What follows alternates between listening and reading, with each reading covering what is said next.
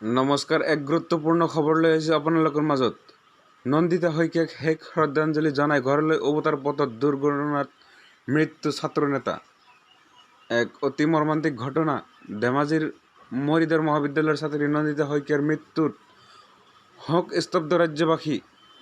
কিন্তু তাৰ মাজতে ঘটিল আন এক অসহনীয় ঘটনা। নন্দিতাক শেষ শ্ৰদ্ধাঞ্জলি জনাবলৈ গৈ নিজেও অজান দেশলৈ গুচি এজন যুৱকে। বুধবাৰে নিশা প্ৰায় 9:30 বজাত সংঘটিত হয় এক পথ দুৰ্ঘটনা। পথ দুৰ্ঘটনাত আঁকোৱালি লয় অসম জাতীয়তাবাদী যুৱ ছাত্ৰ নেতা অনুপম বৰুৱাই।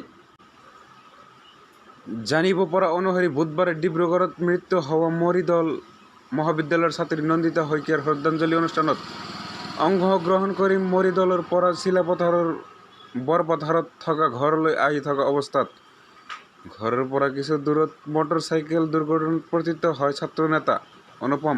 পৰিয়ালৰ লোকে ততাতৈয়াকৈ চিকিৎসালয়ৰ বাবে ডিব্ৰুগড়লৈ নিয়ে যদিও আজি পুৱা শেষ নিশ্বাস ত্যাগ কৰে অনুপমে।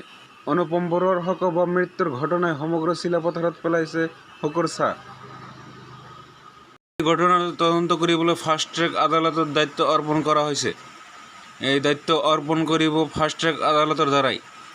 আৰু এই ঘটনাটো তদন্ত কৰিবলৈ ডিজিপি মহোদয়ক নিৰ্দেশ দিয়া হৈছে। ডিজিপি মহোদয়ে এই নিৰ্দেশ পালন কৰিব নিশ্চিতৰে। নন্দিতা শইকীয়াৰ মৃত্যুত কেবিনেটে গভীৰ শোক প্ৰকাশ কৰে আৰু সমগ্ৰ ঘটনাটোৰ এটা খৰতকীয়া তদন্ত কৰিবৰ কাৰণে ফাষ্ট ট্ৰেক কোৰ্টত ইয়াৰ বিচাৰ কৰিবৰ কাৰণে চৰকাৰে নিৰ্দেশ দিছে।